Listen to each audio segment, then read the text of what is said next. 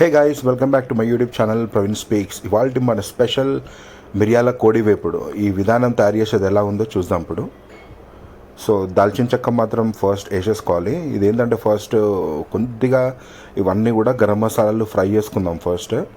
So దాల్చిన చెక్క, అనాస పువ్వు ప్లస్ గరం మసాలా అంటే లవంగాలు కానీ, గరం మసాలా, షాహీ జీరా ఇవన్నీ కూడా మొత్తం ఇదేందో తెలియదు మరి నాకు.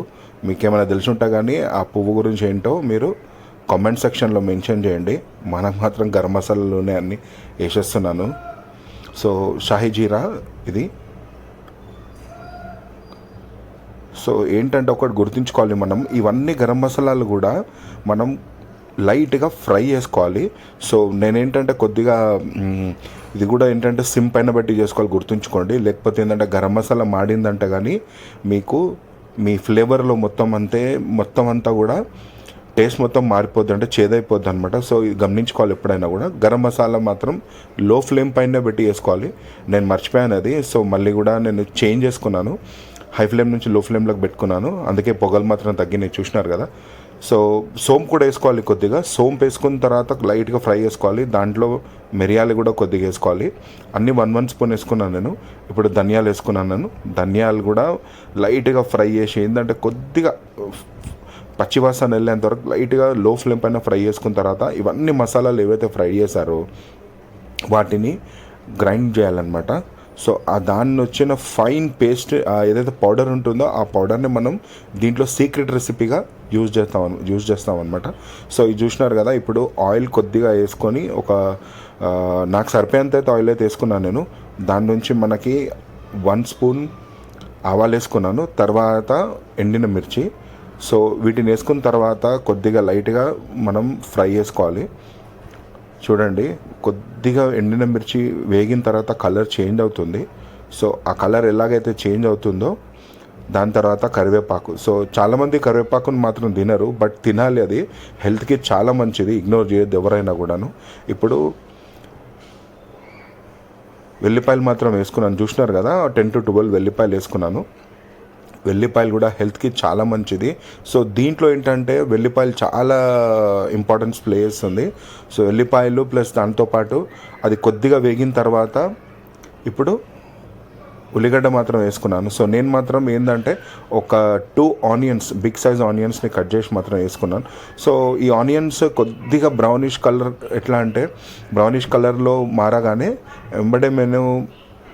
ఎంబడే ఏంటంటే మనకు అల్లం వెల్లిగడ్డ పేస్ట్ మాత్రం వేసుకున్నాను. ఇది కూడా ఏంటంటే కొద్దిగా ఫ్రెష్గా నూరుకున్న అల్లం వెల్లుల్లి పేస్ట్ ఉంటే మాత్రం చాలా మంచిది. దాని తర్వాత కొద్దిగా వేగిన తర్వాత చికెన్ పీసెస్ని నేను ఒక ½ అన్ అవర్ ముందే కడిగి లైట్గా సాల్ట్ వేసి నానబెట్టినాను అనమాట. సో అప్పుడు ఏంటంటే కొద్దిగా పీసెస్కి సాల్ట్ లెవెల్స్ అనేది కరెక్ట్గా యాడ్ అవుతుంది. సో మీరు కూడా అది వేసి పెట్టుకోండి, చాలా బాగుంటుంది అలా చేస్తే మీకు విధానం. సో వేసిన తర్వాత మొత్తం మసాలాస్ అన్నీ, మనం వేసిన మసాలాస్ అన్నీ కూడాను కరెక్ట్గా దానికి పీసెస్కి పట్టేలాగా మొత్తం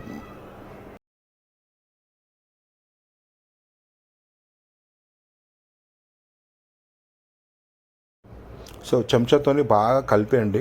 కలిపిన తర్వాత మొత్తం అంతా ఫ్లేవర్స్ అన్నీ కరెక్ట్గా పట్టేసుకోవాలి వాటిని, ఇది గుర్తుంచుకోండి. సో ఇప్పుడు నేనేంటంటే కొద్దిసేపు 10 minutes హై ఫ్లేమ్ పైన మూత పెట్టేసాను అనమాట చికెన్ని.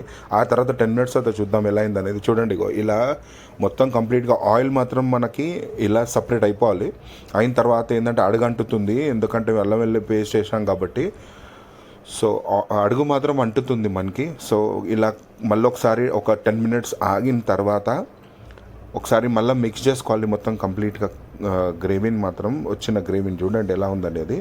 సో ఈ కన్సిస్టెన్సీలో వస్తుంది. సో 10 minutes హై ఫ్లేమ్ పైన ఉడకబెట్టినందుకు మనకి చికెన్ మాత్రం ఉడికిపోతుంది 50%. చూడండి ఆయిల్ మాత్రం ఎలా సపరేట్ అయిపోయింది అనేది. సో ఫ్లేవర్స్, మనం చేసిన అన్ని ఫ్లేవర్స్ కూడా బాగా పట్టేసుకుంటాయి. సో ఈ టైంలో మీరు పెద్ద ఎట్లా అంటే ఒక 1.5 స్పూన్ కారం పొడి మాత్రం వేసుకొని బాగా మిక్స్ చేసుకోవాలి ఈ టైంలో. సో ఇప్పుడు కారం పొడి వేసుకోవడం వల్ల ఏంటంటే బాగా ఏంటంటే ఆ ఫ్లేవర్ అనేది, స్పైసీ ఫ్లేవర్ అనేది మొత్తం పీసెస్కి మాత్రం కరెక్ట్గా పట్టుకుంటుంది అనమాట. చూడొచ్చు. సో ఇలా మీరు కొద్దిగా ఏంటంటే కింద అడగంటిన అల్లం వెల్లుల్లి పేస్ట్ని కానీ ఆ మసాలాను మొత్తం అంతా తీసుకుంటూ బాగా కలపాలి. ఇది కలిపిన తర్వాత మొత్తానికైతే మనకి మళ్ళీ ఒక్క 2-3 మినిట్స్ వదిలేస్తే మనకి ఇలా చూడండి ఆ కారం అనేది బాగా ఫ్లేవర్ బాగా పట్టేసుకుంటుంది అనమాట. సో చూడొచ్చు ఆయిల్ ఎలా సపరేట్ అయిపోయింది అనేది. ఈ టైంలో మనం సీక్రెట్ రెసిపీ ఉంది కదా మనది గ్రైండ్ పట్టిన మసాలాస్, వాటిని మనం ఇప్పుడు వేసుకోవాలన్నమాట. చూడండి నేను మాత్రం ఏంటంటే గ్రైండ్ పట్టిన మసాలాస్ అంతా మొత్తం వేసేసుకుంటున్నాను.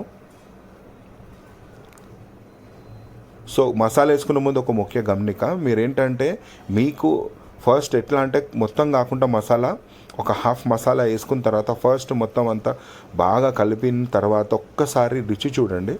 ఆ టేస్ట్ చూసిన తర్వాత ఒకవేళ మీకు సరిపోతే ఓకే, లేదంటే మళ్ళీ కొద్దిగా వేసుకోండి. కానీ మొత్తం మసాలా ఒకేసారి వేసుకున్నారనుకోండి అది స్పైసీ అయిపోతుంది. ఎవరైతే స్పైసీ తినరో వాళ్ళు మాత్రం అది సెట్ అవ్వదు. సో ఇది మాత్రం మీరు గుర్తుంచుకోండి కంపల్సరీ కూడా. సో బాగా మిక్స్ అయిన తర్వాత చూడొచ్చు ఇది కూడా ఏంటంటే అడుగు మాత్రం బాగా పట్టేస్తుంది అనమాట. ఈ మసాలాస్ అన్నీ వేసినాయి కూడా. సో దాన్ని మాత్రం కలుపుతూ ఉండాలి మనం. ఇది లో ఫ్లేమ్ పైనే ఉంది, మీరు లో ఫ్లేమ్ పైనే కుక్ చేసుకోవాలి. ఫస్ట్ 10 మినిట్స్ మాత్రం చికెన్ వేసిన 10 మినిట్స్ మాత్రం హై ఫ్లేమ్ పైన కుక్ చేయాలి. తర్వాత 10 మినిట్స్ తర్వాత లో ఫ్లేమ్ పైకి వచ్చేయాలి. ఎందుకంటే హై ఫ్లేమ్ పైన పెడితే అడుగు మాత్రం వంటేసుకుంటుంది, అప్పుడు మొత్తం మసాలాస్ అంతా పాడైపోతాయి అనమాట. సో ఒకసారి టేస్ట్ మాత్రం చేసుకొని చూద్దాం ఎలా ఉందనేది. నాకు మాత్రం పర్ఫెక్ట్గా ఉంది, కానీ కొద్దిగా సాల్ట్ తక్కువైనట్టు మాత్రం అనిపిస్తుంది. సో మీ టేస్ట్ తగ్గట్టుగా మీకు ఏది తక్కువైనా కూడాను సాల్ట్ చూడండి, సాల్ట్ మాత్రం కొద్దిగా వేసుకుంటున్నాను నేను. మీ టేస్ట్ తగ్గట్టుగా ఏది తక్కువైనా కూడా మీరు దానికి తగ్గట్టుగా వేసుకోండి. అంతేగాని ఎట్లా అంటే ఈక్వల్గా మెజర్మెంట్స్ తగ్గట్టు 1 స్పూన్ అని 2 స్పూన్లు అని అదే విధానంగా వెళ్ళొద్దు. మీ టేస్ట్ ఎలా ఉందో దాని ప్రకారం మీరు వెళ్తే బాగుంటుంది. సో చూడండి అడుగు ఎలా అంటుతుంది అనేది. నాకు మాత్రం సాల్ట్ లెవెల్స్ ఇప్పుడు పర్ఫెక్ట్గా అనిపించినాయి. సో దాని తర్వాత మీరు గుర్తుంచుకోవాల్సింది ఏంటంటే ఈ మసాలా అడుగంటుతుందని మాత్రం చెప్పాను కదా. సో అది మాత్రం కంపల్సరీ, ఈ రెసిపీలో కంపల్సరీ అడుగు మాత్రం అంటుతూనే ఉంటుంది మసాలా. సో మీరేంటంటే బాగా కింద అడుగంటిన వాటికి మాత్రం బాగా ఎట్లా అంటే గీకాలి, మొత్తం అంతా గీకి మొత్తం అంత రెసిపీని ఒక దగ్గర వేసి మసాలాస్ బాగా పట్టిస్తూ ఉండాలన్నమాట చికెన్కి. అప్పుడు కానీ ఈ టేస్ట్ మాత్రం రాదు. చూస్తుంటారు కదా మీరు, రెస్టారెంట్స్కి వెళ్తూ ఉంటారు, దాబాస్కి వెళ్తూ ఉంటారు, ఇంకా బయట ఎక్కడికైనా వెళ్ళినా కూడాను మీకు అక్కడ టేస్ట్ మాత్రం అద్భుతంగా ఉంటుందన్నమాట. ఈ చికెన్ రెసిపీ మాత్రం చాలా అద్భుతంగా ఉంటుంది. అది ఎలా ఉంటుంది అనేది మాత్రం ఎవరికి చాలా మట్టుకు తెలియదు. దానికి ఒకే రీజన్ అనమాట, వాళ్ళు కూడా కంపల్సరీ కింద అడగంటిన మసాలాను మాత్రం గీకుతూనే ఉంటారు. గీకిన తర్వాత మొత్తం రెసిపీకి అంటించి మళ్ళీ మిక్స్ చేస్తూనే ఉంటారు అనమాట. సో ఈ టైంలో ఏంటంటే నేను ఒక హాఫ్ లెమన్ని మాత్రం స్క్వీజ్ చేసినాను. దాంట్లో ఒక హాఫ్ లెమన్ని పిండుకొని మళ్ళీ కంప్లీట్గా లో ఫ్లేమ్ పైనే మళ్ళీ ఒకసారి మిక్స్ చేసుకోవాలి. టేస్ట్ మాత్రం ఒకసారి చూసుకున్నాను, నాకైతే ఎట్లా ట్యాంగినెస్ అంటే కొంచెం పులుపు కూడా యాడ్ అయింది. ఇప్పుడు చాలా బాగుంది చూడండి మసాలా ఎలా అంటుకుంది అనేది. సో మసాలాని కంప్లీట్గా మళ్ళీ కూడా మీరు ఎంతసేపు ఇది కుక్ చేస్తూనే ఉంటారో అంతసేపు దీనికి గీక్తూనే ఉండాలన్నమాట కింది నుండి. సో అలా చేసిన దాన్ని మసాలా సపరేట్ అవుతుంది చూడొచ్చు. ఆ మసాలా ఎలాగైతే సపరేట్ అవుతుందో దాన్ని మళ్ళీ మీరు ఆ చికెన్తో మళ్ళీ మిక్స్ చేస్తూ మళ్ళీ కుక్ చేస్తూనే ఉండాలన్నమాట. దీంట్లో ఉన్న ఓన్లీ సీక్రెట్ రెసిపీ ఇదే అనమాట. అందుకోసమే మీరు వెళ్ళిన రెస్టారెంట్స్లో కానీ లేకపోతే ధాబాస్లో కానీ ఇంకెక్కడైనా కూడా తిన్నా కూడా మీకు చూడండి టేస్ట్ ఒకసారి చూసుకుందాము. నాకైతే చాలా బాగా అనిపించింది, ఎక్దమ్ ఫస్ట్ క్లాస్ వచ్చిందనమాట. సో గుర్తుంచుకోవాల్సింది ఏంటంటే అక్కడ కూడా మనకి ఇప్పుడు ఎందుకు ఇంత టేస్ట్గా ఉంటుందంటే అదొక రీజన్ అనమాట. మసాలాస్ని పట్టిస్తూనే ఉంటారు, కింద అడగంటిన దాన్ని గీక్తూ ఉంటూ వాళ్ళు పట్టిస్తూనే ఉంటారు అనమాట. సో మీరు ఆయిల్ చూసినారు కదా, ఆయిల్ అనేది కొద్దిగా సపరేట్ ఎలా అవుతుంది అనేది. సో స్టార్టింగ్ నుండి ఎంతైతే మనకి లిక్విడ్ ఉండిందో ఆ లిక్విడ్ని మాత్రం మొత్తం అంతా పోయేంత వరకు మనం దీన్ని కుక్ చేస్తూనే ఉండాలన్నమాట, అంటే ఫ్రై చేస్తూనే ఉండాలి. చూడండి మళ్ళీ మసాలా అంటుతూనే ఉంది. మన ప్రాసెస్ మొత్తం అంత ఫోకస్ మొత్తం మసాలా పైన ఉంటుంది. అడగంటిన మసాలాని మొత్తం అంతా సపరేట్ చేసి మళ్ళీ దానికే పట్టించాలి. అప్పుడు కానీ మీకు అద్భుతంగా మాత్రం రాదు రెసిపీ. ఇది మాత్రం గుర్తుంచుకోండి. ఎప్పుడైనా కానీ ఈ మిరియాల కోడి వేపుడు స్పెషల్గా చేయాలంటే కానీ తప్పకుండా మసాలాని మాత్రం ఇలాగే మీ రెసిపీని ఇలాగే తయారు చేయాలి. ఇప్పుడు ఏంటంటే నేను కొద్దిగా తీసి పెట్టుకున్న పుదీనాని మాత్రం వేస్తున్నాను. పుదీనా వేసిన తర్వాత ఆ ఫ్లేవర్స్ బాగా పట్టేలాగా బాగా మిక్స్ చేయాలి.